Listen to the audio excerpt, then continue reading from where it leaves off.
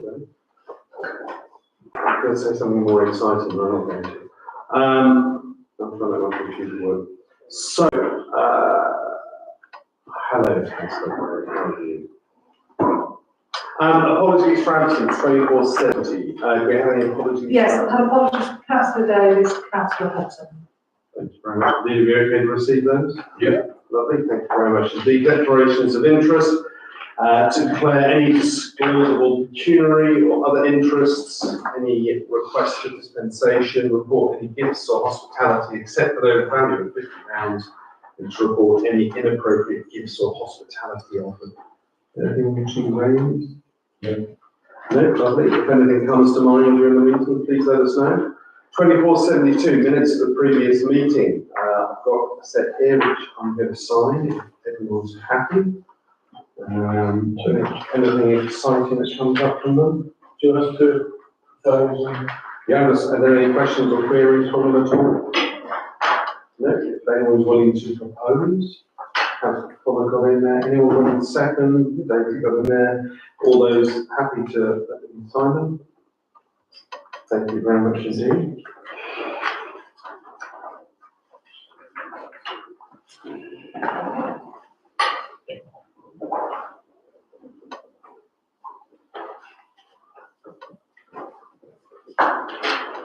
Uh, 2473, public participation from interested parties or members of the public. No one. 2474, consideration of requests from interested parties. 2475, Northampton. They're happy, they were invited, but I've not had anything back. Okay. I've got a couple of minutes of feedback, but we can do that later on with a clerk's report. Well, Mr. Chairman, just the brief question now from Northampton Council. Have you had any communication from Helen Harrison whatsoever? Oh, no, not from any of them at all. No response to my email inviting them. Thank you. No response to a couple of things that I've asked them. So, Helen was in town in September when the bus was launched. Jason was in town 2 weeks ago. So they are alive and well. I saw Charlie at planning 2 weeks ago, but they're alive and well. With my MCAL council, it's very interesting that before Northampton was more communicative with its parishes, efforts were made than West Northampton. But West Northampton have now appointed a person whose job is to deal with the parishes. So they're now leapfrogged North Northampton, and so the messages I get, because we get people from across both families, is that they're much more proactive now and doing a better job than North Northampton. So North Northampton is slipping back from the old looking after those parishes. I just thought I'd give you that general point. Well, Mr. Chairman, I tend to avoid Helen's here personally, try and put some gentle pressure on her. The obvious follow-up to what Councillor Fuller has said is perhaps we should write to Northampton and suggest they appoint a similar liaison officer. I think they're going to. I think that is. I'm not sure if it's happened yet. Or the inquire as to when they, what's happened. Last year they said they were going to do that, David, if I remember correctly, but I don't think they've taken any action. They've gone backwards as a general consensus rather than forwards, which is a shame. 2476, town matters. To consider Outdoors plans for VE Day on May the 8th, 2025, and the idea of a forum to take things further. Is this from me? This is an email the British Legion sent around a couple of weeks ago saying VE Day on May the 8th with lots of ideas and an interesting picture of a pageant master telling us it was all a good idea to do stuff. It seemed that we've got quite good relations at the moment with the British Legion. The cadet force in town and the cadet force in the school both do a good job, etc. With Remembrance Sunday coming up, is it a good time to maybe get some people together and see what's what? It's a Thursday, as I recall, maybe 8th, I think. The problem for the schools is it's a weekday in the middle of exam season. So suddenly the cadet force involvement is going to be limited. The marching band is going to be very small, and very tiny as well. So, but whether it's not for us to ponder or whether it's worth talking to other people, I don't know. David? Well, you'd also like it to be election day. Election day, I thought was I think it was. Yeah, well, It's it's April. Is it? Elections are on May the 1st. Oh, it's the previous report. Thank you. So maybe it won't be our decision tonight. Yeah, so it was just a suggestion that maybe we start talking to the British Legion and CCF, the ACF in town as to what ideas they might have and what might be a good idea, whether we want to put a tea dance on at Victoria Hall or whether we're too busy to put a tea dance on at Victoria Hall. Any other thoughts about good idea, bad idea, no idea? I think it's a good idea. It depends on how big you want to make it or how small you want to make it. And also, is it for the council to organise or is it for another body to organise for the council support? So, for example, would the Legion take the first, the key role of organising it all, while we provide a supporting role along with the cadet forces and everybody else? I'm not sure of the scale, what they're trying to envisage, and is there a reason why it's different to other BE days? I think it's because it's the 80th anniversary. Yeah. I wonder whether or not we could involve the museum in order to see whether or not the committee members and volunteers of the museum could do a special BE and Arndell Well, they can do exhibition. Yeah, I think that's a good idea. They may already have a lot of material that they could use already, perhaps as a pop-up exhibition in QVH that might help Yeah, I agree. people going to the museum proper as well. John? I think your question is, or David's question was, who takes the initiative? And for me, council resort to right around the various groups who might be interested to see who is. When we talk about our vision later on, one of the aims that I hope we adopt is to provide that kind of catalyst of collaboration. If somebody else is going to take the lead, fine, but at least then we've done our bit to make sure that something is going to happen on what is quite an important anniversary. So I'm supportive of you as mayor or as town clerk, likely to the organisations who might be involved to say, have you had your plans? Is it like I'd include the museum. I think that was very much the idea that we would start a conversation and see what happens rather than taking it upon ourselves. Yeah.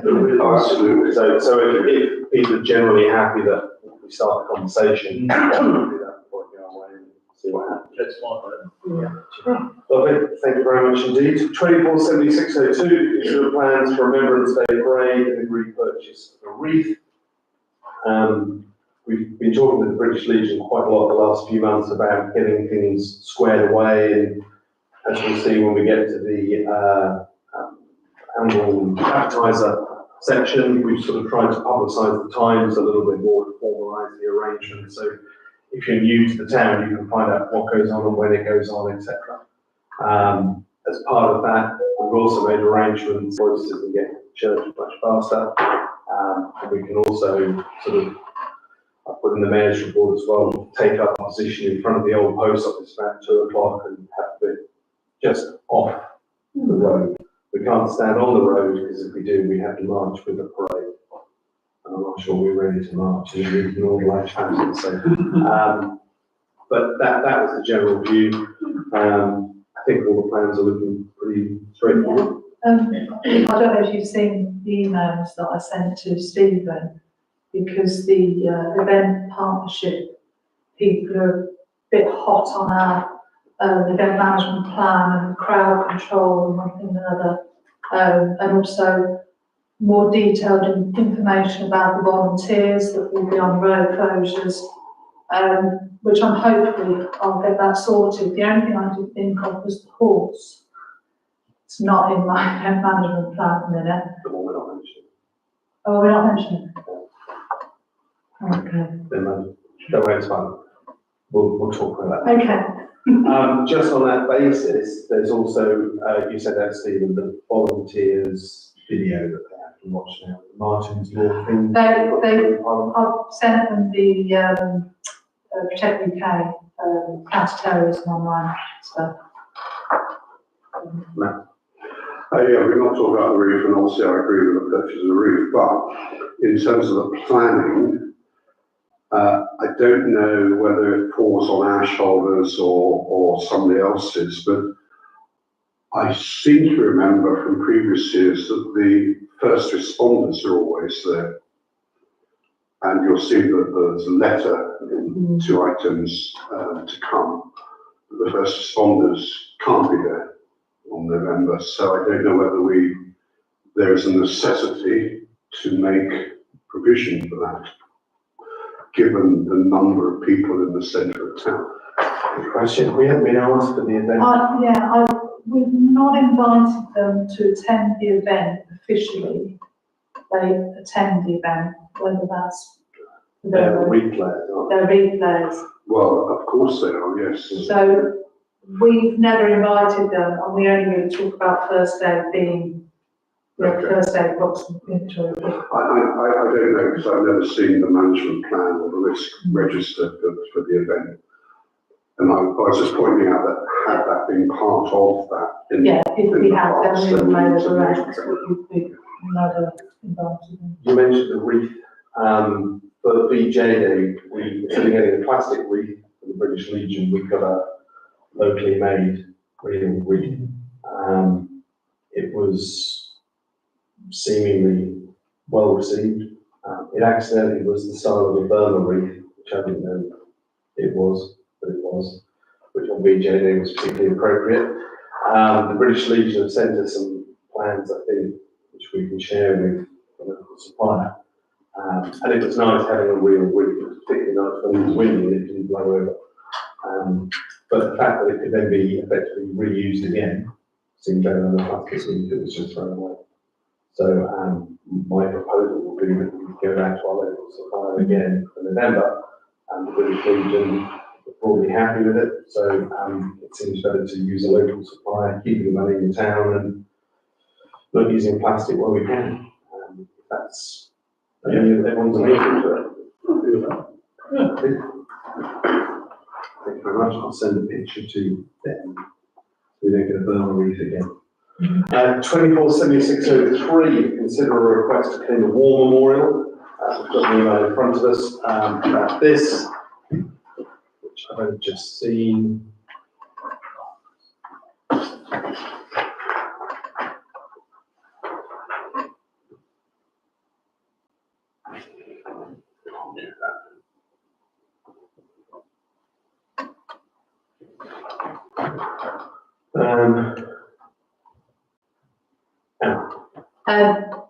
My first thought was this was very nice. Then, having had a conversation a few minutes ago with John, I've almost done a turnaround, because looking back at when we had it restored, when we had it cleaned, we had to have the road closed off and it all barried and somebody came and clean. So I was quite worried that a person would be sitting on it cleaning it and there's traffic. And also, although I think it's really nice of them to offer, I think it's something that we should have done professionally rather than having somebody scrubbing away at it. Yeah, if I may, I think there are two even stronger points about it. First of all, it's a listed monument, so we need to get permission to do it. Great. And secondly, if you look at Historic England, I've been getting their emails the last 2 or 3 years since the last time we had it done. I've been on a couple of webinars, and they have very, very strong views. The memorial shouldn't look like new. And they also have very, very, very strong views about the fact that it shouldn't be cleaned. And if they are cleaned, it must only be absolutely necessary to prevent deterioration. And there's about 6 videos which they have on how to do it, and you do testing and so on and so forth. So it strikes me that A, should we do it, and B, if we were to, there's a long list of things we need to do before we do it. Matt? Yeah, I should perhaps preface any remarks I make by saying I do know the author of this email. Not that really impacts on what I have to say. I'm obviously sympathetic. I mean, he's an ex-serviceman. We have a number of ex-servicemen in the town. I agree entirely with what the mayor's just said. This is not something that can be done by a private individual, even with our blessing or otherwise.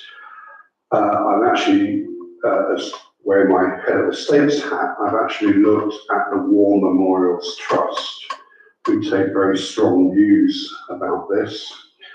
And again, really want these to be done by, clearly according to a professional plan, shall we say.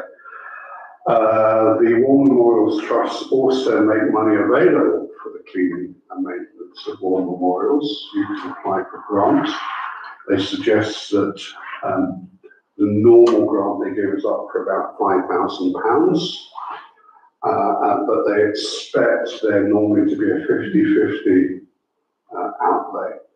We had a grant in 2017 to restore it. So you know about that. So I think the way to do it is to work in conjunction with the War Memorials Trust. Yeah. Both to get their advice and obviously some financial support. Sure. So, perhaps I was saying that concern and his passion for this kind of thing.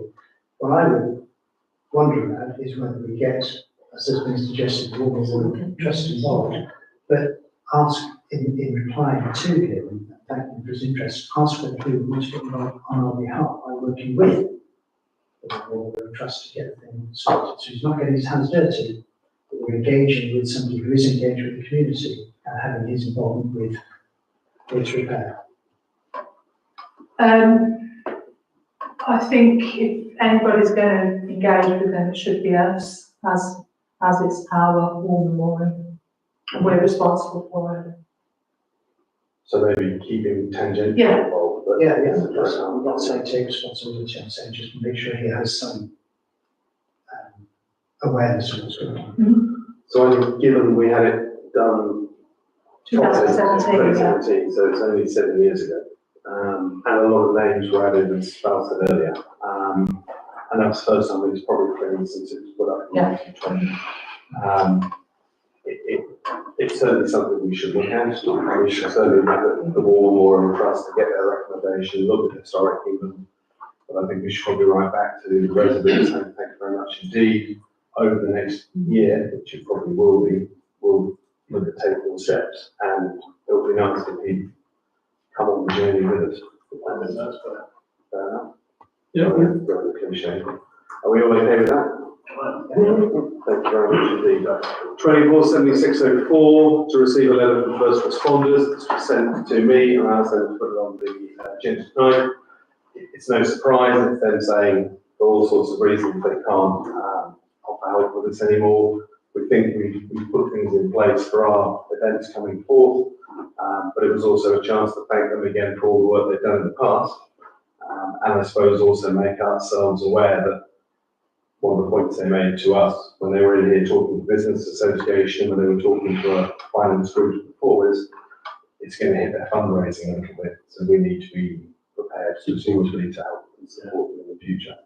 So I think that's received unless anyone wants to throw anything else in. But thank you to them on our behalf. I'm sure they're all watching. 247701 to receive the mayor's report. I won't go through it page by page because you've got much better things to do with your evening in July. A couple of things. First of all, we heroically moved a plant on the War Memorial a couple of weeks ago and it got moved again. So we think a big coach is coming around and moving it. I'm told the bus driver moves it. If he does, I want to meet him because he's a big, strong man. Just on that, if somebody is moving it, up to down, is it worth removing it from there or changing the configuration of how those plant pots, planters are situated? Because could we not sort of move them slightly so that it's not, Not on the eight. yeah. Possibly. My immediate reaction to that is I wouldn't, and the reason is, if that barrier isn't there, encouraging people not to go onto the war memorial, they're more likely to go onto the war memorial. And just on that point, there's quite a lot of damage that's been someone's driving over. So if anyone sees anyone driving over the war memorial about 5 o'clock in the afternoon around it, please let me know. I was trying to agree. Oh, that's fine. I couldn't hear what he said, but I knew what it was. You liked it. Yeah, I was going to make a point. The lorries drive over the edge of the stones. On the Yeah. stones. It was neat. Doable. Yeah. So I think people watching the brief, but for the moment, the point is. I mentioned the fact that we have a local resident whose house has been flooded pretty properly, actually. I'll show you the videos later if you want, through her living room on occasions, due to some road and drainage issues. We talked about North Northants earlier. To their credit, 2 weeks ago, the resident managed to organise a meeting where Kia representatives, NNC Highways representatives, and Councillor Smithers all came out. We stood in the rain for an hour and a half looking at rainfall. They promised to do various things, and the good news is those things are going to arrive in an email box near me tomorrow, or not, maybe as the case may be. But it's a watch and brief, and we need to keep an eye on that. But it's an important issue for at least one resident. I went to a meeting in Housing 21. We're putting the extra care facility up down to Christmas Drive, and it was a really professional meeting. Having lived next to a building site for 2 years, but it was very professional. And a number of residents came and asked a lot of questions, and seemed to be relatively happy with things. So that was a positive thing to see. A less positive thing to see was sitting for 3.5 hours listening to a Bruce Springsteen band in the Corby Cube while the planners talked about solar panels, and then having our 3 minutes of fame, and then them approving another retirement building in Oundle. And the big phrase that stuck with me was the phrase from their planning officers that Oundle is a market town, and market towns have a development focus from NNC at the moment. So there will be more to come. I would imagine.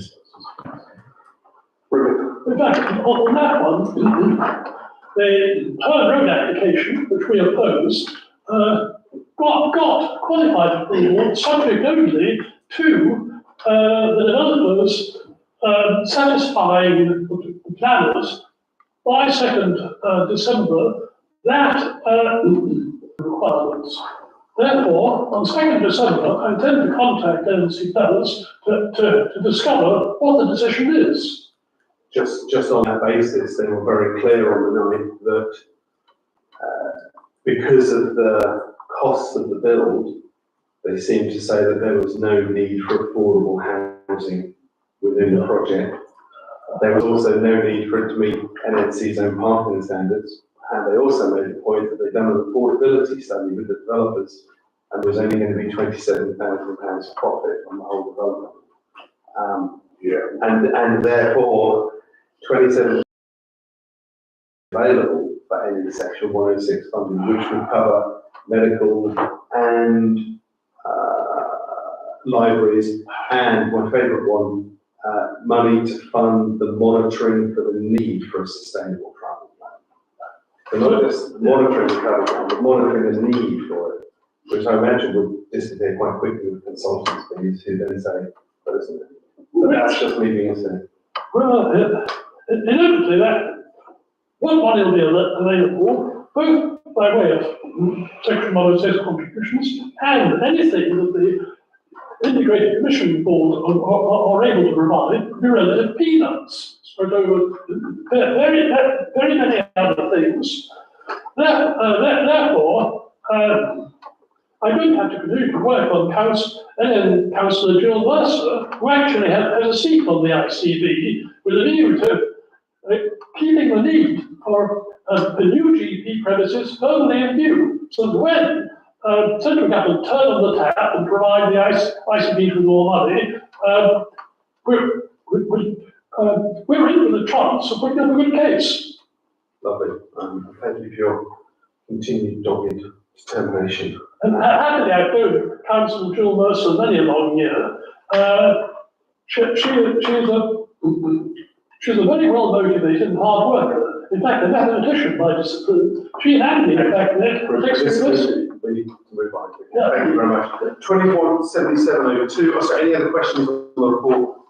No, thank you. 247702, the clerk's report, and anything? I haven't got anything to highlight, other than I did go to the SLCC conference, but I haven't written anything up from them. Is it nice? Was it good? It was okay, the first day wasn't great. Yeah, Second day was better. second day was better. I was just going to ask a question. Have we heard from Longhurst about the lights at all? I've nothing, No. I've absolutely nothing. And there's also an issue raised in there about me having to chase up RR48, the A605 red route. And I've been chasing that, and I've heard this evening at 5 o'clock that once the profile is finished, sometime early next year, Highways will get in contact with us, and we can talk to them about. Three questions really.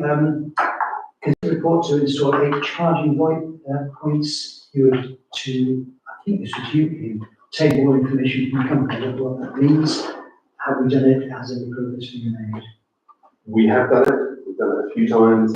Progress made was yesterday, they came back to me saying that possibly the issue that Jerry's raised might be a problem, and they might think it's best to wait till we get a new bidding system started, i.e. we wait till next May perhaps. But I forwarded it to Jerry to see if he can make head or tail of the technicality, but he's on holiday. So we've made progress, but at the moment, it's not moving ahead very fast. Second question, the solar panels issue. That's relying on the roof quotes. Okay, right. And then my last one was starting work on the counter emergency planning exercise. There was a meeting arranged for the 5th of July. I wasn't aware of that meeting. What next steps for those supposed to be Andy and David and Paul? Presumably the next steps are being put into action. Well, we had a meeting, with Paul and his wife, because she was working in the resilience team at the time.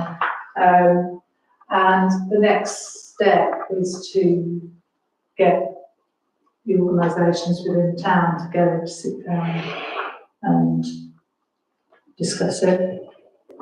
And you take responsibility for that as Councillor Davis. Well, it's still part of that very small working party. I haven't personally taken responsibility for that. Councillor Davis is out of action. Yeah. Okay. So what we do will be solidify that. Okay.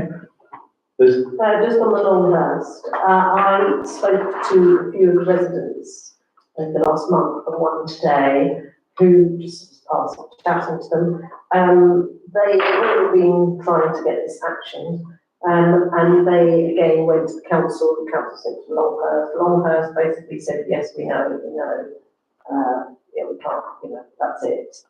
They have no solution to it. So some of them are putting up their own lights, but they're not very happy. And I did say that it was on the council agenda, and that we are trying to put some pressure on, because they said, this is for elderly people.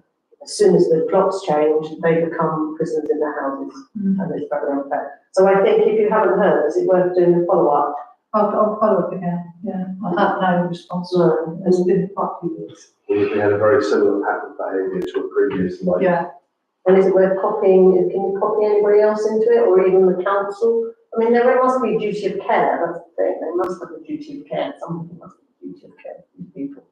I'm sure they do, but they want to talk to us about And it. so is it worth, copying into Lee Barron's office, or age concern, one of them mentioned, I can do, yeah.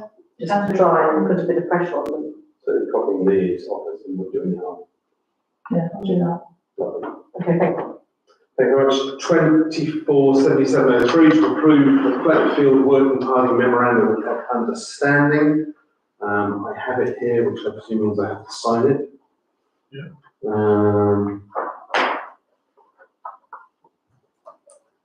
Any questions or queries?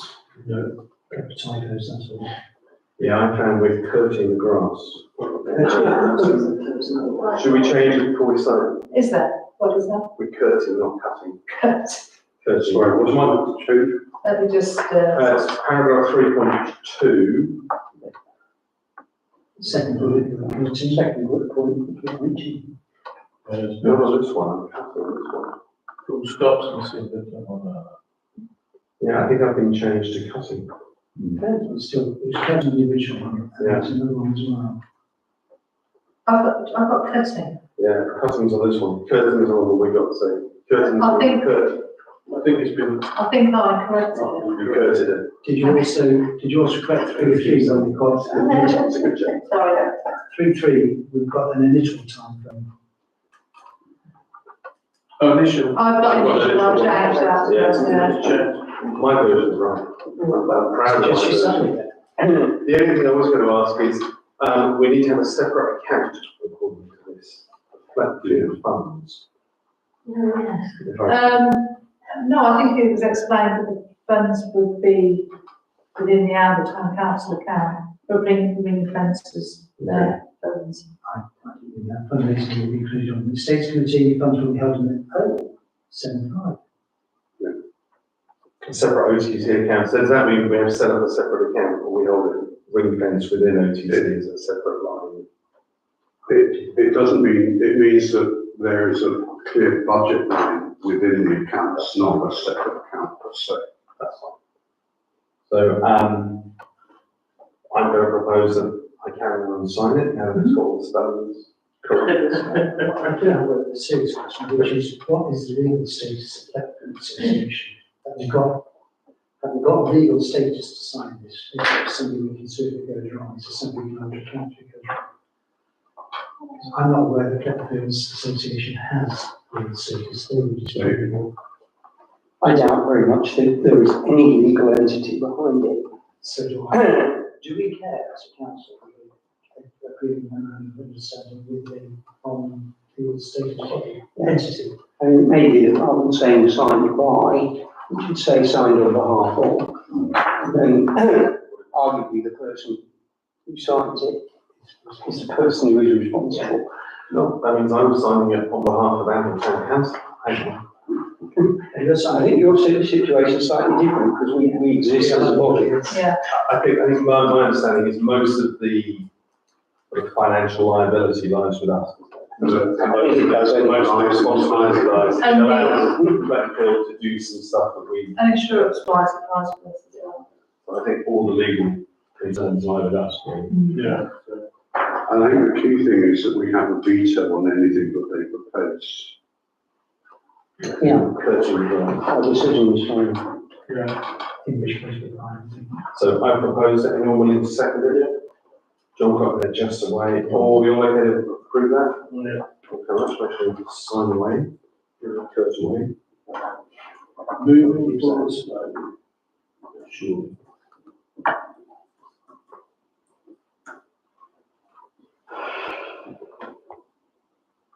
Is that the final call? Let me fix. Until the next one. Well, yeah, so. Thank you very much indeed. 247704, consider potential uses for land off Blackthorn Road that is currently leased to OTC by NNC. Is that? Yeah, they would ask what we want to use it for. And I thought I'd better ask your opinion, just. So I think this came from a statement, I think. Yeah, so can you just clarify which piece of land we're talking? If we were to open this door and shine a See torch, it. there's a small semi-circle of land. Did I do? It's about half the size of this room. And it abuts the library, and we have gated access through to, this is brand new than it was, but not heavily used, it was part of the playroom. I think when the state spoke about it, we said it depended very much on what would happen downstairs. If a playgroup were to move in downstairs, it would probably be a button for them. So I suppose that's probably our solution. It's leased to us, but on what terms? Do we know anything about them? Yeah, we're coming up to the end of the 10-year lease, so this is why the conversation started again. But And they want to is know, it on a peppercorn or, I mean, do we? Yeah, we don't pay them. We don't know. Carry on, as well, Do we know when the term is? Is it May sometimes? December. December? Of this year. So I think how we use it will depend directly on what happens in the next stage meeting. And we should hopefully have a decision or some clear idea about that by then. So I think we defer it until we know. So can we say that if a playgroup moves in some way, shape or form downstairs, it would be linked to there as open space for a playgroup? If not, then we'd use it when we I think John's right.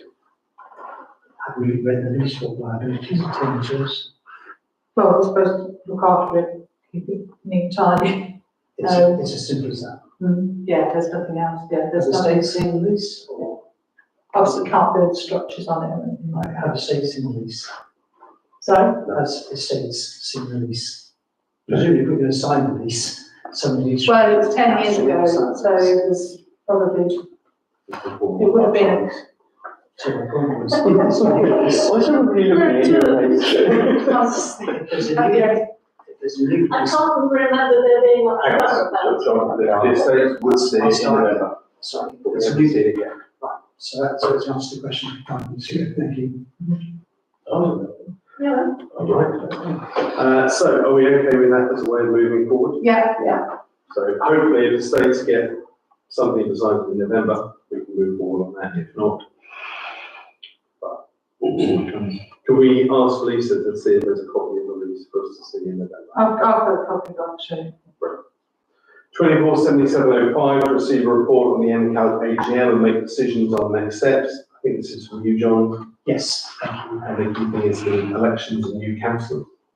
Yeah, so I think I've not actually got very much to add to this report, other than to ask for comments on and hopefully support for an election programme starting with the autumn newsletter, which is due to come out in November.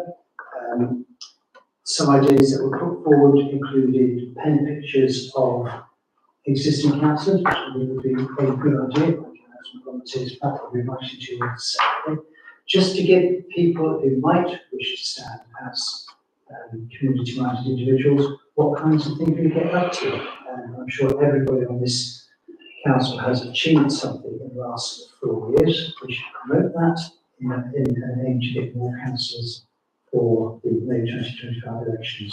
So I'd like, I'm going to do that, I'd like people's support on that. But one of the things that I would like to comment on and support for is for onboarding new councillors. We don't actually provide, other than the document which I got, that we got, we don't actually provide anything which is AMBL specific to introduce people to the way that AMBL works. That would be useful. And secondly, within onboarding, it was recommended by Dan Moody that we think about a councillor expectation chart, between behaviours expected of councillors, which might include things like minimum attendance as a council. It might include levels of training needed to make councils work more effectively. And I'd be interested to know around the table, and I'd like support for around the table, creating something like that for AMBL, particularly if we are successful next year in getting new councils on board. If I look around this table, I can count 1, 2, 3, 4, 5, 6 councils who have joined in the last 2 years. So comments and support, comments towards and hopefully support for. Any comments there? I'm willing to volunteer as a technical trained people on one. Minimum, there's already a minimum that's set within the council regulations of them. So there is something that you do get, which gives you a sort of basic understanding of what your remit is. I do think it needs to be, you're right in saying it needs to be elderly-fied a little bit, which I think is great. So there will be a lot of stuff coming from MCAL to support councils in developing a strategy and support the encouraging more people to come forward. The interesting stat that comes from here is that they reckon that at least 25% of councillors will be leaving the post. I don't think that's the case with Amber, to be honest. This was across the whole of the county. But it is something that they're very worried about, which is why there's a lot of energy being put into it. But it was a very good session. The meeting itself was all about that aspect of it, apart from all the formal bits you do. So yeah, I'm behind. I think it's good. So I did mention that on behalf of Amble Town. I stood up and said, the head of the game. So well done those people who've been involved with this. But that's all I'm saying. Yeah, there are several things here. Some very good ideas, I think. Not taking them in any particular priority. I do think it would be useful. I mean, I'm very aware of, I don't know, I'm a new councillor now. I'm not quite sure when you become a new one, is that sure or not? Yes. I don't know. But, you know, I've never had any formal induction as to what is expected of me on this council. I did put my name down to go on some training, but could never attend because it was always on days that I was actually working. So I do think it would be very useful if we could support new councillors. And I'd go a little bit further than that. I think it would be very useful if you actually made a statement, quite a public statement, about how we support new councillors and what new councillors can get, or what people can get from being a councillor. The experience of being in a meeting like this, decision making, chairing meetings, and so on. Because, you know, I think we've got to be proactive in trying to attract younger and newer blood to bodies like this. And maybe a way of, you know, statement about how we support councillors and for that matter council staff might actually help the whole process. I've got one of the mini updates from MCAP in September. I've got a bit about the elections, and it had got an item to put on our November budget. So I've got that prepared to go on. So by then we might have a bit more. Because it also said not to do it too early, didn't it? Yeah. We might also have a bit more stuff from MCAP as well. But I, you know, what you want to do with regards to what Amble does about when you get new councillors or before, you know, that's something that you need to have a conversation about, what sort of thing you think needs to be in there. Liz, was it around? Yeah, the only thing I would say, having been a very good councillor, is that I think it'd be good to have a buddy system. Because I think there's an awful lot to get your head around the workings of it. And it would be really handy and not feel guilty about asking somebody. Good point. I think we actually look at this is because we do it informally, but it depends on the goodwill of the person to do that with you. So I think that will be helpful for, I think, so that you know the process and the workings. Yeah, they can do check-ins, you know, with you, because it's slightly overwhelming at times. It feels a little like reinventing the wheel, because it's not that many years ago that we did have a system of mentoring, whereby an experienced councillor took a new councillor under his or her wing to help them in those initial few months to understand the way the thing worked. But I have to say the system sort of gradually withered on the vine, as these things tend to do. But maybe the new council, there will be enthusiasm from experienced councillors who are left. You can't prejudge an election and what you do to get to a completely new slate. But on the assumption that probably won't happen, the opportunity to do that again will exist. Just going to move things on if we can. Just a quick one, just going back to the training.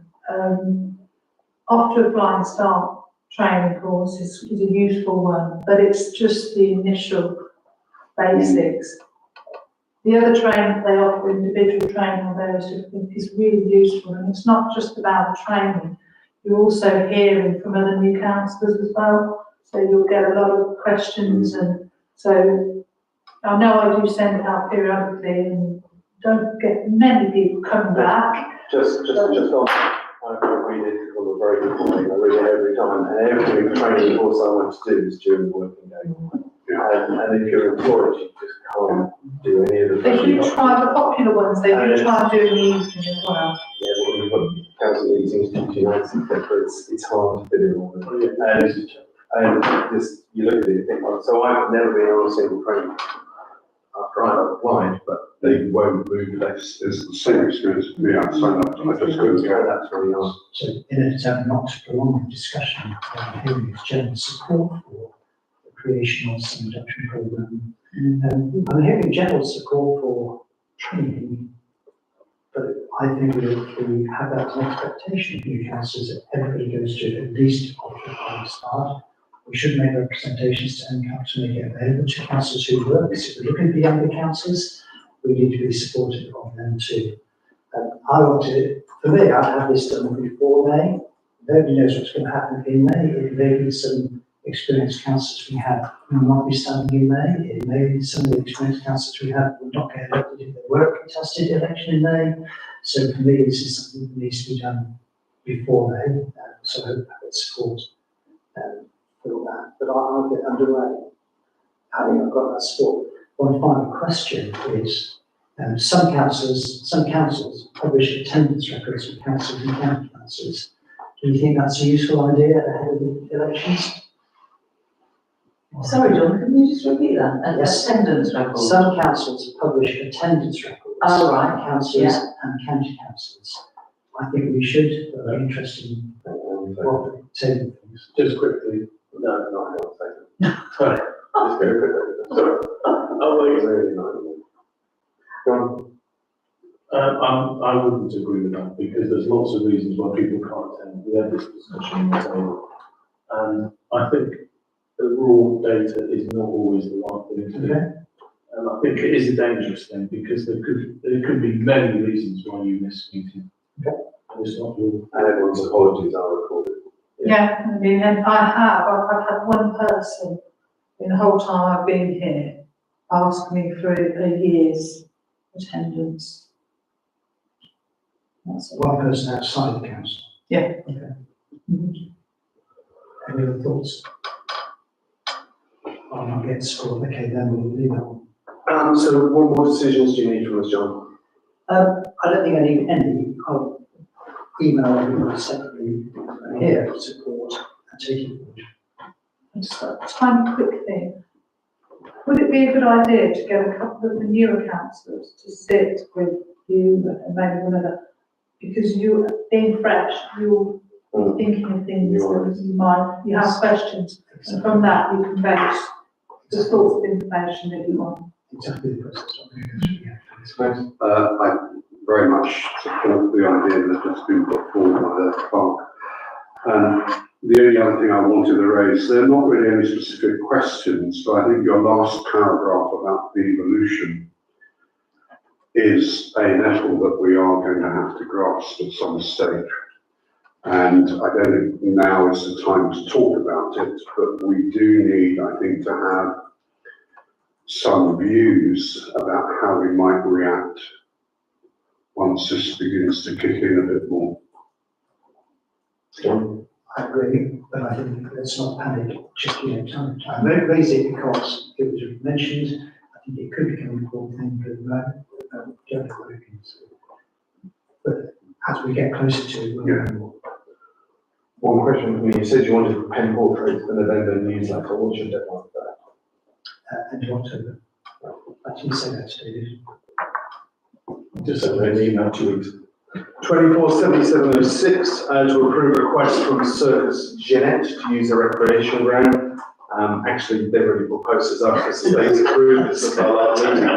What has come out of an exciting photo I sent today, well, is the fact that what we're actually considering tonight is the fact that we could offer them, since they're raising money for NHS charities, and this is what's in our pack, a letter confirming that, we could offer them a day's effectively free use of the recreational ground to allow more money to go towards charity. Which would be £60. £60 is what we charge per day. I'm a bit confused by this because, as far as I'm aware, we haven't approved it. But on my way walking here, I saw posters up advertising the fact that it's going to take place. We approved it last state's meeting. Yes, Okay, I can remember we did. Because that's what I was supposed to make the agenda, but I saw the poster too. okay. And Lisa sent through. I misunderstood what Lisa was asking. So it's specifically to whether we would approve one day of their, how many are it, 3, 4, 5 days? Yeah, As effectively rent free from us to allow, in theory, more money to go to. Is that your proposition? Well, that's what we've been asked to request. So I'm not sure what people's views are. I'm happy to propose it. David's happy to propose it. I'll have a second. All those in favour? Thank you very much indeed. 247707 to agree the OTC vision and aims for distribution to residents, comment, and separately to agree the next stage of obtaining resident input and then devise vision. John. Just a 2-minute overview. We first agreed this way back in February that the vision was potentially outdated, or actually outdated. And over the last 9 months, up to 8 councils have been involved in writing this. So I hope it will get the support of the council as a vision, looking ahead to what we think how it should look like and what the council should work towards for the resident over the next few years. I'd like it discussed tonight, I'd like it agreed tonight, and hopefully given the number of councillors who have been involved, I won't see many, if indeed any, changes to the vision as proposed. But this is just the first step, as I've said, in the next steps, the vision on its own is just several words. What we need is action from it. So I think there are 2 next steps. One, engagement with the town, as we've discussed before, and as will be in the autumn newsletter, I hope, after tonight. And as important, if not more important, actually agreeing the strategies which will turn these aims into real concrete. So step 1 is tonight, open for discussion. So it might just be worth reading out the vision, if that's all right with everyone. The vision, which is being discussed by lots of different groups and lots of different places, is at the moment, Arundel is a renowned historic market town of which the residents can be proud. Arundel Town Council will serve the diverse needs of residents, support local businesses and markets, attract visitors, and through collaboration, develop our culturally inclusive and thriving community. And it's probably hard push for any stuff. Disagree with any of those, and so they don't want to do those things. We then move on to some aims: to serve the residents of Arundel over the next 5 years by utilising our property and income too, with 4 bullet points. Foster inclusivity by catering for the diverse needs of residents and ensuring the town feels welcoming to all. Proactively support those who contribute to the growth of our local economy. Promote our heritage by investing in initiatives to boost the town's attractiveness, and work in partnership with all organisations, community groups and schools for the benefit of Arundel. Again, those are sort of our strategic things we stick on the table every time we have a decision and we fit those. I have to say my thought was to take out words over the next 5 years, because the aim is a continuing one, but it may or may not be reviewed within that period. And so, I don't think it adds anything, but I think it might actually detract from it slightly, and if it's under regular review.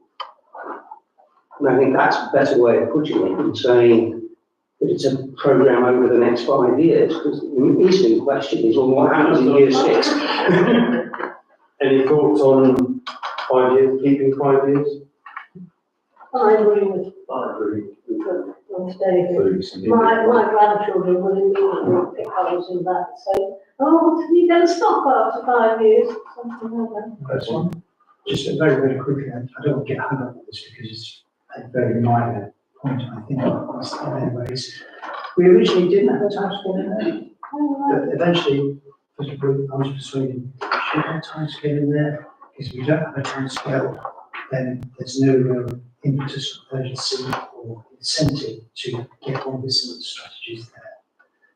And secondly, this document would hopefully bind the next council, and you may already be here, some of them who won't. Have we got the right to determine what a council will be doing in 5 years' time? The vision, I hope, will remain, because that shouldn't change very often at all. Specific aims, if they're achieved, they will change.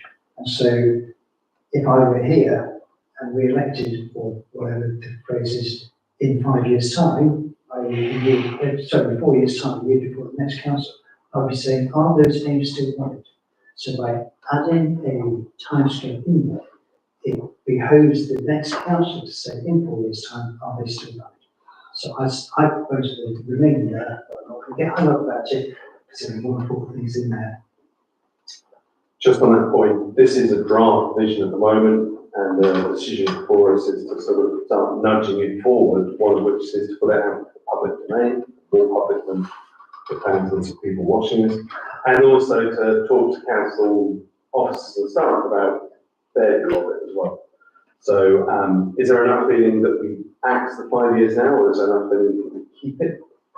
I'm a bit with John. I think if you don't have a timescale, it doesn't, things may not happen. It's better always, people always better if they've got a kind of deadline, and it can be reviewed and it can change, rather than have this open-ended kind of loose kind of thing. Yeah, I'm sort of in two minds, but I do understand and agree with some kind of timescale for the reasons that you just mentioned. But I'm wondering if we could somehow incorporate some wording that states regular reviews within that time or something like that to, you know, if things need to change. Because just because we think this now, in 2 years, 3 years, things might change in terms of our aims. So maybe we should incorporate something like regular reviews or something. We could put, just to put this one to bed, at least every 5 years. So over the next 5 years, and review at least every 5 years. I think we've lost the poetic flow. We have. Mm. I don't want to read through this because we get bogged down in commas and stops and ands. I want to get confirmation. Because we serve the residents available over the term of the council. Because that's 4 years. Okay, fine. The wordsmithing here. David?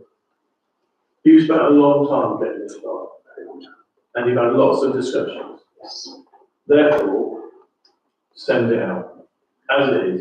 Because we can see what people say, and then we're not sitting here debating something that's going to change at the end of the day. So we're making a decision to send it out as proposed in the November newsletter and start distributing it out through conversations and meetings and talking to officers between now and January. So I've said the 3 things I want to do: get it out in November, work through the end of the council staff. I haven't said when, but by the end of this calendar, I did say by the end of this calendar year, and then agree strategy with interested councils by the end of February 2025. I can approve all 3 of those things tonight. That is, we can move forward. I'm happy to second David's proposal. I propose that everything you've asked for, we accept, and we go forward with this. Are we all okay to approve that? Lovely, thank you very much indeed. Thank you, John, for all your work on Yes. that. Well done. Couple of hours more, it's good. You can have a 24/77 To consider a request from Albert House regarding access to site via Fletton Field. So this is the idea of an extension here in Fletton House, Albert House, sorry, not Fletton House, but and getting access through the strip of land towards Fletton Field and presumably through the fence. I think I can only see a map. Did you see my tiny little map that I showed? Yes. We don't seem to have any details like timings and whether planning is going to be going forward at some point or anything else. Thanks. Yeah, I'm sorry, maybe I'm just being incredibly, I'm not entirely sure what's being asked for here. I've got the map right in front of me. It's got A, B and some blue squiggles on it. I don't, They're little arrows. Basically, if you look in our passport, the road that takes you into Fletton Field, there's a part that goes at the back of our house. yeah, And they own that, right, right. pass over it. Oh, I see. So what they want to do, when they build their extension, they want, I suppose, the construction traffic to come in our car park, go past, the house, the chapel, and then access their land on their piece of land. Is that A to B? Yeah, so they can get in. So it's got a right to wear, you said. Sorry? Did you say they had a right? Yes, but it's actually, it's on there, we've got a right to pass over to there. So the little bit outside the old chapel is ours, the little bit outside Abbott House is Is theirs, theirs. and then Blackfield is ours. Not an inspector. So what's their request? They're requesting to go our little bit of land, with their big heavy trucks, into their bit of land, should they want to in the future, or I don't see how we can refuse it. Can we, Unless they could prove an established right, the answer is yes, we could refuse it. I mean, I would be tempted to consider some kind of temporary grant of the right, but it would be temporary, and it would have to be subject to some sort of conditions, because it may cause other grief that we might want them to rectify. So I think it all have to be done properly, and I think they should pay our legal costs of doing it. And under those circumstances, I might be prepared to agree, otherwise I'm not going to. all that David said, is there a specific proposal this time, or this is just general? It was just an email, just that would be the information.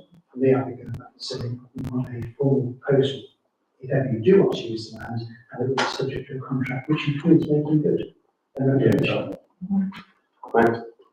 But again, maybe I'm just being naive and I haven't understood the issue. We need a right of way over their land, do we not? Yes. It would be rather, would we not be cutting off our whatever nose to spite our face if we refuse them access, because they could then just block and say, well, fine. They could, but. We do have that, we have that in the legal documentation, Okay, in so transfer. but they don't have the equivalent over ours, is that? Not that first bit. Well, that's the way I understand it. Is it worth me speaking to our solicitors who have just, So I think the first thing is we ask them for more details, because at the moment, there doesn't seem to be a plan B. And if we agree to it, all the residents, strong, etc., they'll be very concerned with.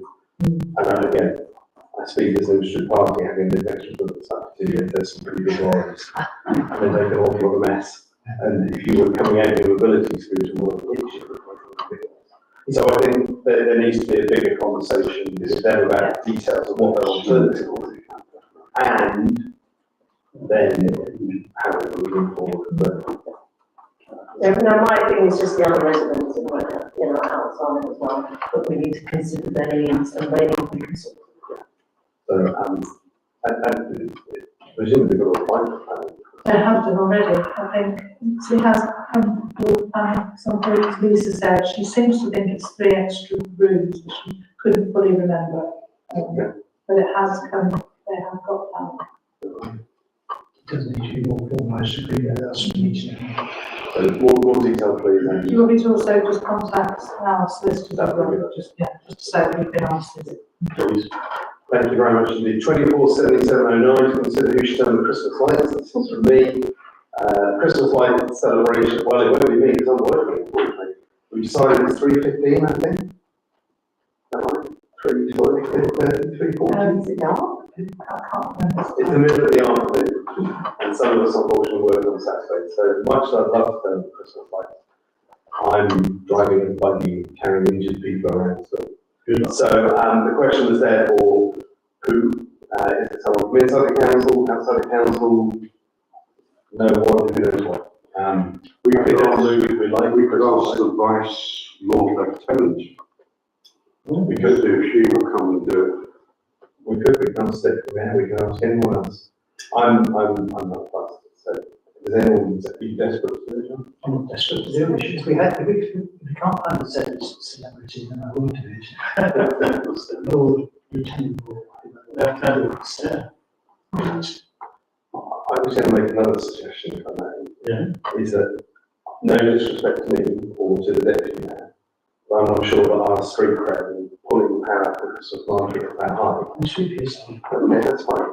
I was wondering if, and again, I've been listening to a lot of cricket recently, we have an English Test cricket division, Yes. but more importantly, we also have the first local cricket team to make it to a national final, but unfortunately was rained off almost, and they got through to a horrific bowl out. So they didn't win, but if the captain of the T20 cricket club was invited, for example, he would get more of a crowd, and I could possibly more than you. If you and he did it together, you might get a joint big crowd. I did say I don't do it because I just. So I was just wondering whether it's worth asking someone else with John as a sort of inflatable backup. David did it last year, we had a decent crowd, didn't we? Well, that was me, I mean. Yeah. I wasn't going to raise it. You thought of it. I thought about the reindeer keeper. The reindeer, you were going to say the reindeer. You put that one in. Well, we're having reindeer. Yes, they may have gone. So is it worth us approaching maybe the cricket club and if that fails then? Yeah. What do you think? If you get your international cricketer, but they're going to be playing in Australia in December the 7th. Easy. Anyhow, but the guy in charge of the T20 won't be, I'm sure. What other local celebrities are there? Present company accepted.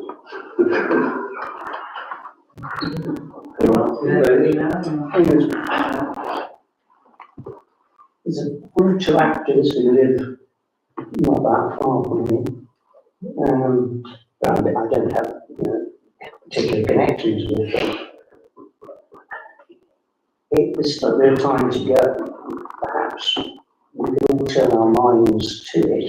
This is not in an attempt to prevent the deputy mayor doing it, because he's doing a wonderful job. But it's not that difficult, although it is a bit nerve-wracking because pressing the button has been convinced that it actually works. But we've got time to sort of make some inquiries, sound out on two people. Emma? I'm just wondering, how many people in the town, people coming to the Christmas market would know about the T20 team and that was the captain of the Apple T20 team? Possibly not that many, but there'd be more people from around would come and look at the other lights, which would hit a wave of popularity of 40 people extra turnout. But it's on that thing, but we do have a tremendous sports, lots of sports clubs with lots of young people involved and everything else. I think football, rugby and all that stuff. So I think that would be a good thing, the cricket, we could, involve the cricket, football, rugby, whoever wishes to do it. And that'll get you, that's all local, There's a lot of youngsters involved there. if you want to get the youngsters, which I presume is the main reason for this thing anyway. Cool. Different approach. So the young kids will be there. Christmas lights. Oh, Christmas will be there with the reindeer. The young kids have got obvious personality to switch on the lights. So it gets Science out. It's a character central to the theme. You need to be a celebrity, nobody, people don't know. So maybe, as David said, we've still got time. So we've got John, let's stay forward. I should have something ahead of everything else. It's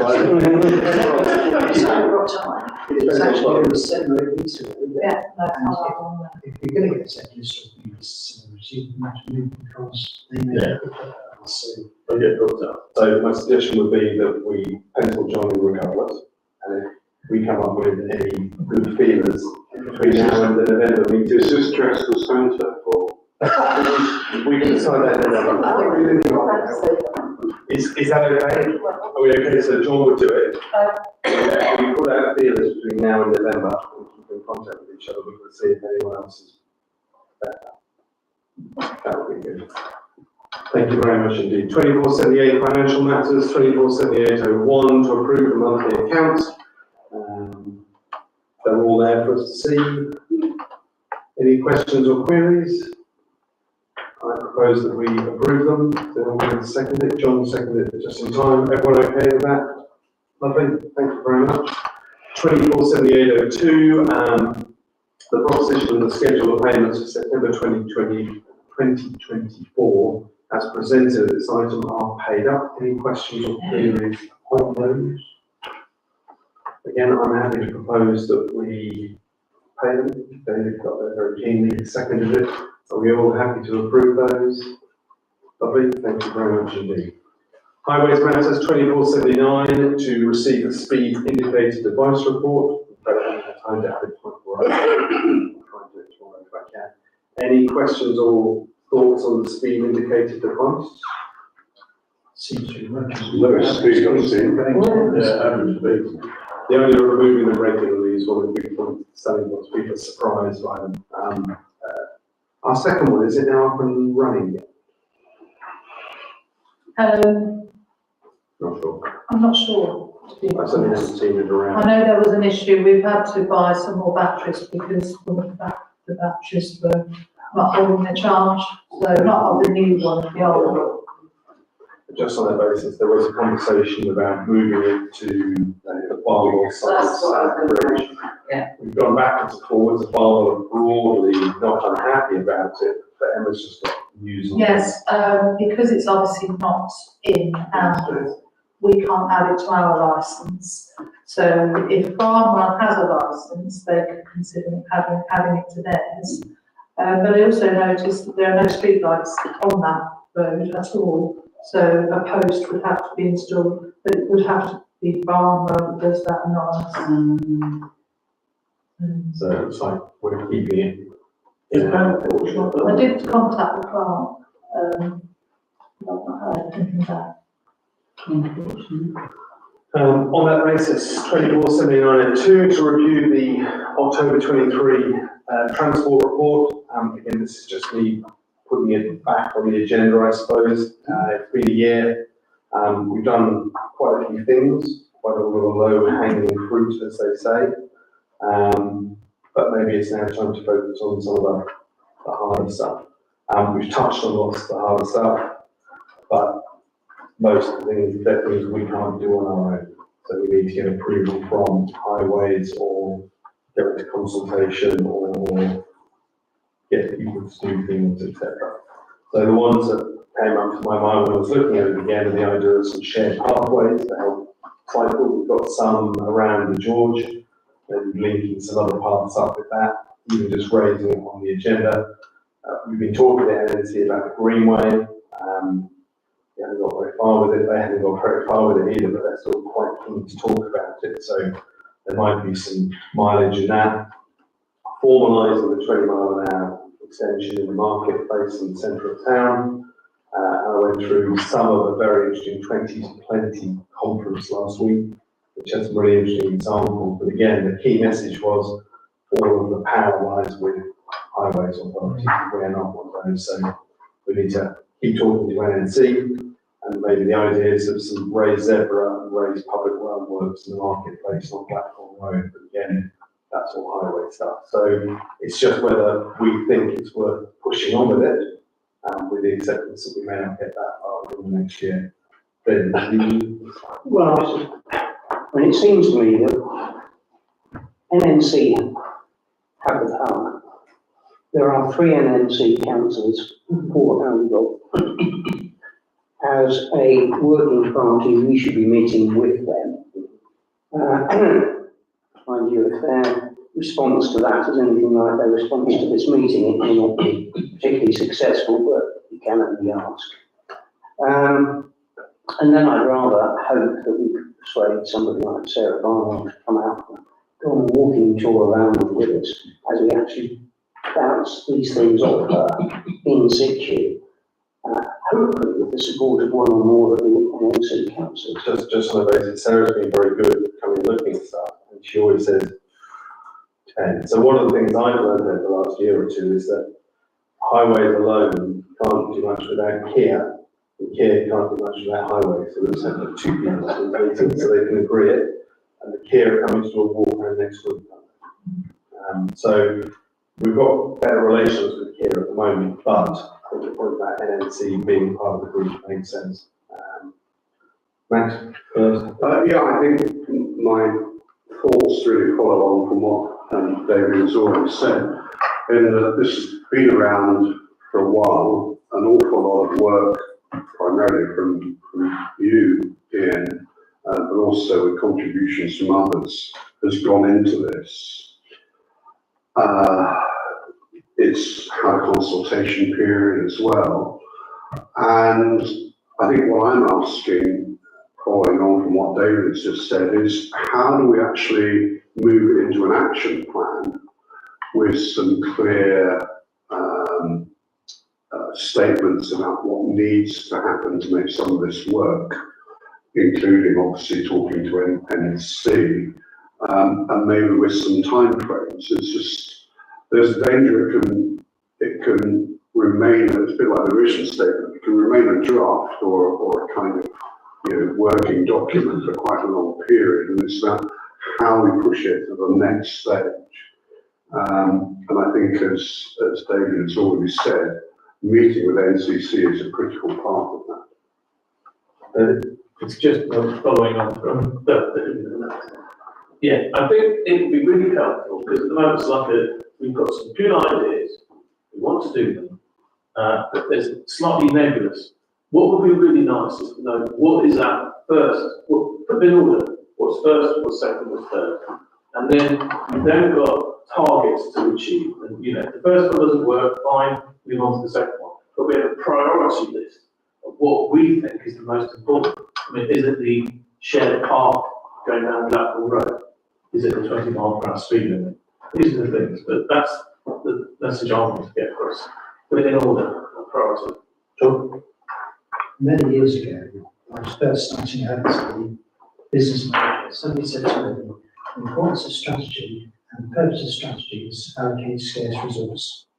We have got scarce resource. We've got a small number of council staff, we've got a small number of councillors, some of whom will be interested in this, some of whom may not.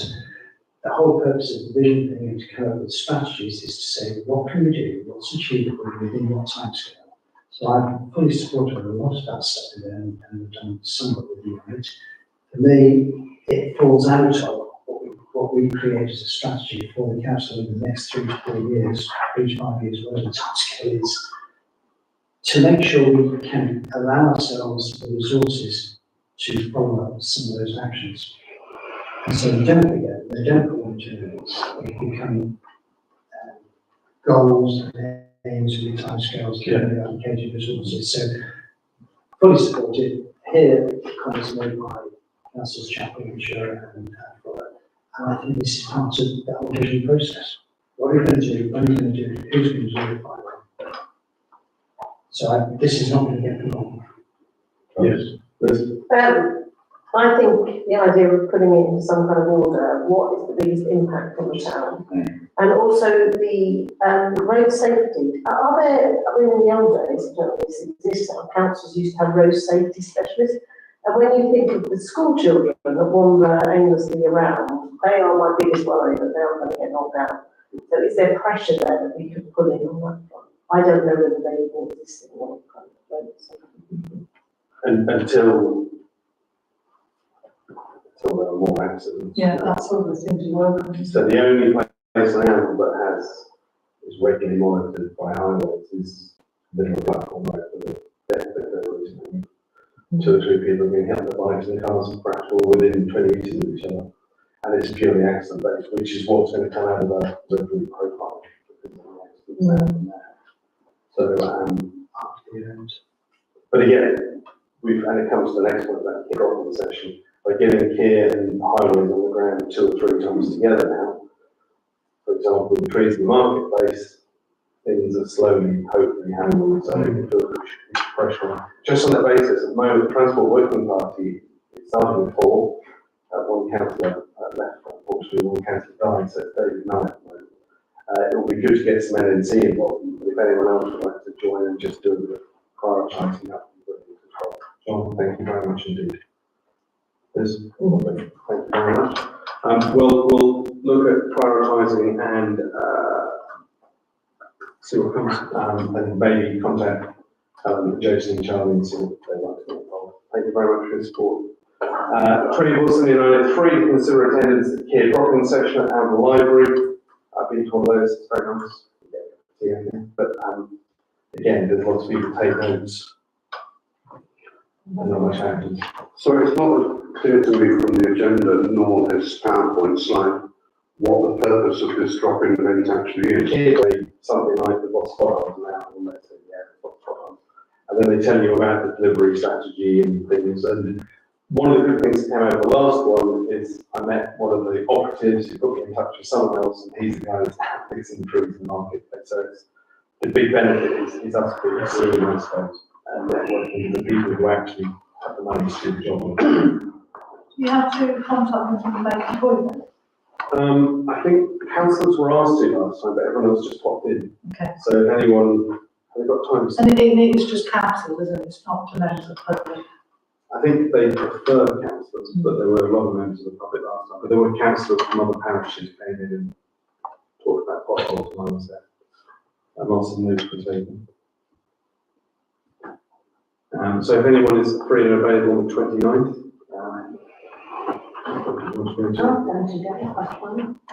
excellent. So 2 people. Lovely, thank you very much indeed. Brilliant. 2480, 248001. I would love to go, but I'm afraid I'll be on the road. 248001, to receive the minutes of the planning committee meeting. David, anything to speak on here? I could vaguely look towards Matt because it was one of those rare occasions when I wasn't actually able to be in the chair because I was actually Matt. Yeah, well, I chaired it. I don't think there's anything really to say. I mean, it's all in the minutes. I mean, I'm happy to try and answer any questions that people have of issues arising from the minutes. The agenda was actually amazingly short. It was. It's a record time, 34 minutes. Fantastic, short meeting. Lovely, thank you very much indeed.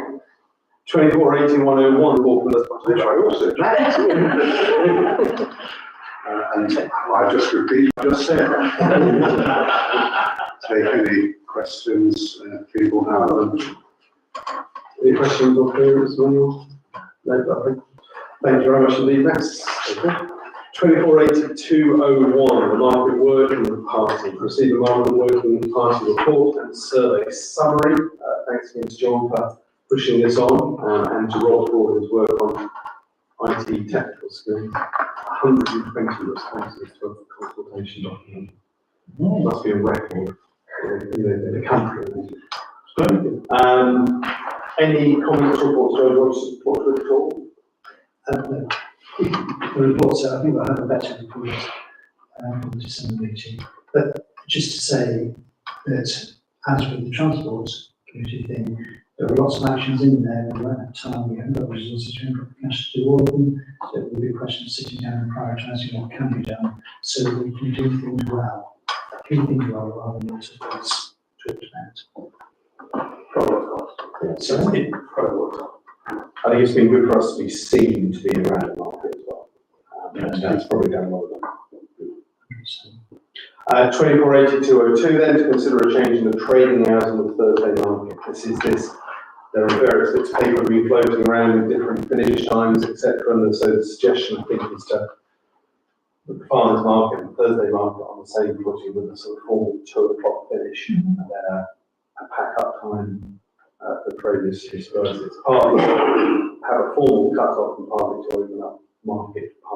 Yeah, if we said basically it's 8 till 2 for both the farmers market and the Thursday market, and people have got until 2:30 to clear up and then clear off. It becomes much more constant across the whole piece. I think it would be useful to have the time of the trading hours, and then also say when the road is open, because I only had a gentleman last week complaining because he went down he wanted to go to the chemist 2:30 and pulled in to the marketplace where fruit, veg and everything were unpacking. And they said, look, if you come on here, you're going to get booked in. And he took offence to that, but then when I explained to him, the trading hours are, well, I think he said 2:30. I said, you've got to appreciate that the traders also need time to, to pack up and then get their vehicles on for the safety of everybody. So I think if we could, not necessarily in the market regulations, but have something in there, but when we put the information out on the website, we explain to people that just because the market's closed, they can't assume they can just drive in.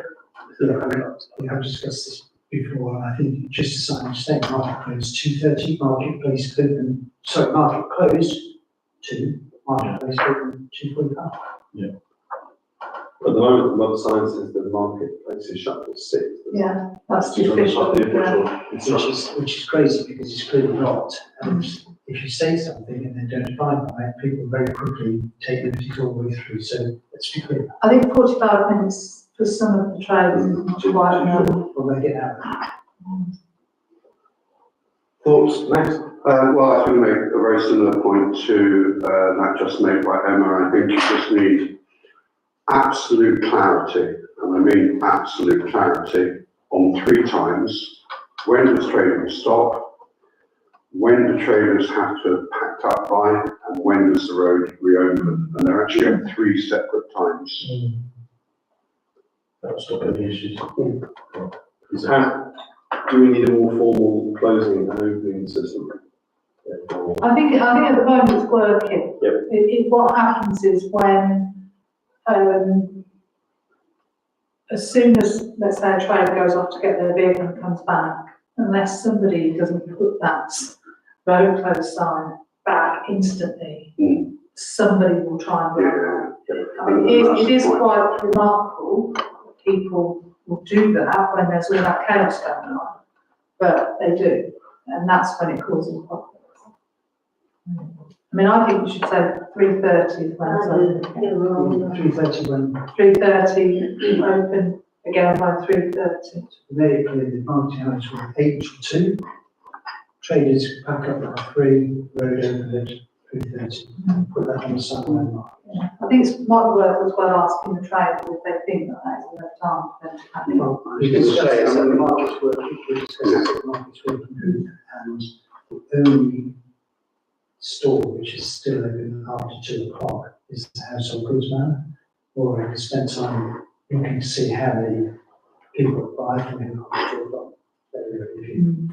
And it seems to me anyway, and I think also others on the working group, that to inconvenience lots of traders around the marketplace and lots of potential residents around the marketplace to keep open for an extra half an hour or an hour if somebody's getting open to business. Doesn't seem to work, and by concentrating the opening hours, we might do more. David, do you have a point?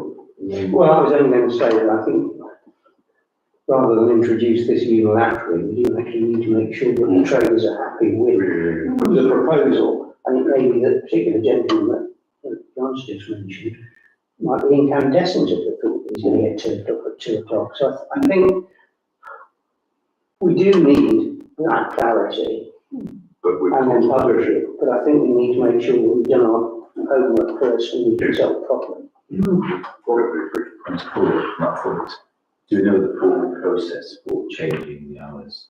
Is it something we can decide, or is it something out to the market charter that we need to consider? I mean, the road is officially, could be closed until 6 o'clock, but we don't ever do that. But that won't be the charter. But it doesn't affect the charter. But it's Strangely enough, it didn't tend to think about road traffic. The dates when that was written. But is there a formal process by which we would change the hours 8 to 2? As far as I'm aware, the answer is no. Yeah, I don't know. I think the chancellor gives us the power to make recommendations. Yeah, no, that's process. I mean, how do we get traffic wardens up from, and where do they come from now? Because it used to be from Northampton, now is it changed to Northampton? And what you really want is traffic wardens to be there at the beginning of this sort of new implementation, to enforce it, and that'll stop people doing silly stuff. Well, we've had, the police have been down there. Well, we could ask them as well. The trouble with the traffic wardens is they wouldn't get involved in that, because at that moment in time, that is not highways land, it's, because we've got market on there. So when they won't get involved in trying to, challenge people. So perhaps get the PC, Yeah. then the PCS, just the presence initially, while we're changing the times, so people know. But the first step is us to say, we think the hours should be, and then talk to the trade. Yeah. So we're looking at trading hours being 8 to 2 across all our markets. We're looking at expecting traders to be closed and pack down by 3, and the market to be open at 3:30. We can't really talk to the traders. I agree with that. Let me start that sentence again. We can't really talk to the traders to propose this unless it's got council backing, at least in principle. Council backing in principle, we can talk to the traders. Do you have backing in principle? There's no point in talking to the traders. So again? Do we want a proposition now, or do we want? Well, that's okay, I mean, No proposal. The council will accept the proposal in this paper, subject to consultation with market traders. I'll vote for it. So all in favour? Thank you very much. 2483, communications working party to receive a draft council advertiser article. Any comments, queries? Is it too late to make any changes, or? Yeah. Right. So there was a proposal to put a QR code on it so that people could take the details of that. Remember, it's great with them, but I think it's the lead time, of course, is the problems that normally it has to be with the publishers in time for them to do all their bits. So unfortunately, but that's why the terms of reference are written such that the controlling group. Yeah, I think you are just report. They're the same as paying, so those group. but there, this is the part so that you actually see what goes out in print, not necessarily when you can change it. Next. I don't have any problem with the content. The issue I've had is whether the advertiser is the best outlet.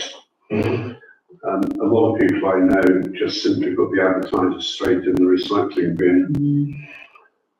It's not necessarily the most read of publications. What would you do instead? Well, I can only talk from personal experience. I do actually open the Arndle Life magazine and look at the content of that. But unless I'm looking for a plumber, I wouldn't open the Arndle advertiser. And I don't think that's necessarily atypical. The only thing I would say is the advertiser gives us the ability to put 2 pages side by side. And Life used to have a very long timeline. It's now probably 2 weeks rules that we could do something in it, but they want editorial content rather than information. So we have 2 biases working side by side. I did suggest as well, I mean, it's not going to replace it because that's an addition, which was to actually add print it out separately and stick it around town here so people could pick it up. I think that would be another, because you've got it gives you more visual aspect. People can see it. Or possibly, sorry, just to prolong this, could you have it as a kind of insert to the advertiser? That was, I'm just wondering. That increases the lead time, it increases the cost. because we have to print it and then they would deliver it. So it's possible, but subsequent group of conduct plans. 2484, any other relevant matters for report only? Rob, anything? Lisa? We're no reporting, but I did want to mention the suggestion of a WhatsApp group. Is that relevant now or? You can't start it then. I just think it would be good if we had, I don't know if everybody uses WhatsApp, but a lot of people do these days. And I know Jack Hanson, as you know, on the council, for that. We use WhatsApp for urgent things that you just want people to know about, or at least direct them to someone. Say like, send an urgent email, everybody, can you reply by blah, blah, blah today? Whereas if you're not in and out of your email all day, you're not always aware of what's going on all the time. We had a situation yesterday, turned up at a different area for a meeting, a different venue than where it finally was. And there was an email in the morning to say where it was going to be. But I didn't have access to emails all day, but I always have my phone and always see things like that on my phone. So it's just a suggestion. And I'm thinking like one for estates, one for planning, and then an overarching one maybe for OTC. And Emma, I've spoken to Emma about it already, and Emma says it's quite common in a lot of councils, they do that. So it's just a suggestion. We have got a lot of success on our work mobile, so that we could set them up through that, because obviously you wouldn't want just one individual person setting up on their own personal phone. No. But if you were okay with letting us have your mobile numbers, then we could set them up. If you're on WhatsApp, or if you want to be on it, you obviously don't have to be on it. John? I immediately hear problems with communications and decisions, and not everybody's on it. Risk of creating different communication channels for different groups, and from work experience, WhatsApp conversations can have quickly turn toxic, and or can turn just to decisions or expectations or presumptions on behalf of people making decisions. So I think a WhatsApp group would be a step that should be taken, if it's taken at all, very guardedly. Well, I wouldn't suggest it for communicating things that would be private and confidential for staff, and certainly there have to be some parameters about being abusive or toxic conversations. I don't think any of us would enter into that kind of thing anyway. But I just think it's the modern thing, it's what people do, and it's a great quick way of communicating. But equally, if you're happy just always checking your emails 24/7 and always being online, I'm out and about a lot, and for me, sometimes quick communication, I'm always checking my phone. I'm always got my laptop. We can't make a decision tonight, but yeah, maybe we think about it before next week. I know I can't use my phone during the day, so I'm unable to get involved. So, but yeah, it's a good idea, and maybe have an informal one to start chatting, but not something. I would agree. I think it would be very handy, because obviously got so many email accounts, but I do not look at this account as often. Yeah. And it's just, not to communicate, it's just so nerves really, Yeah. to change. You know, so you wouldn't use it as a messaging service. It's like a last minute thing. Last minute thing. Venue's changed, it's now here. You need to check your email. Let's move on, because we can't start tonight. Thanks. What I was going to say is I'm happy with it as long as it's not a substitute for the regular communication systems we have with Office and emails. It's really about more, as you say, relatively short notices Absolutely. where people might not see it. Yeah. So I don't think it should be a replacement for email, but No, I just wanted to clarify that. Yeah, absolutely. Two. Or we may have a dinner. Last Tuesday, talking about traffic issues in Blackpool Road, there was a collision at the junction between Blackpool Road and New Road.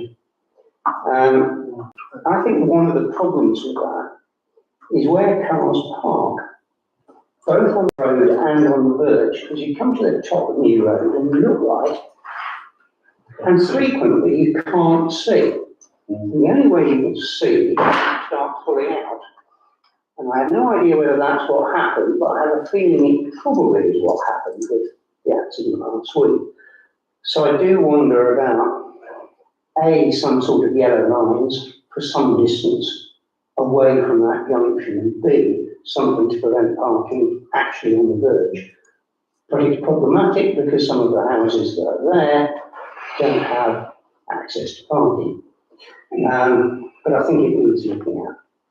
So just no cars there before we have that one. The other one is just, it was the Albion District Care Committee AGM the other day. And we may remember that we gave them one of our awards at our town meeting. And I just got their income and expenditure accounts. So it's interesting to see that they raised just a touch over £15,000 and dispersed grants and donations of 13,200, but with expenses and everything else, they actually recorded a loss of £6.75. But it's not catastrophic because they still got 8,400 in the bank.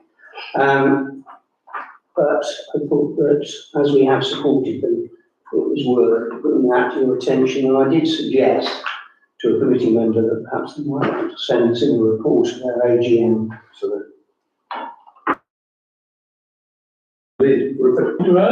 John, nothing.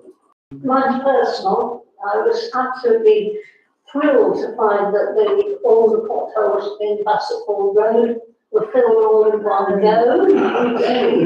And then about 12 inches away, at the other end of the road, there was a gigantic pothole. It wasn't done because one was South Road and the other one was Riverside Close. What nonsense. So when I go, 29, you'll tell them about it. I tell them about that. All the expensive the machine is sensitive. Lovely. Well, thank you very much indeed. Good friends. David and Max, we need to have a chat. So,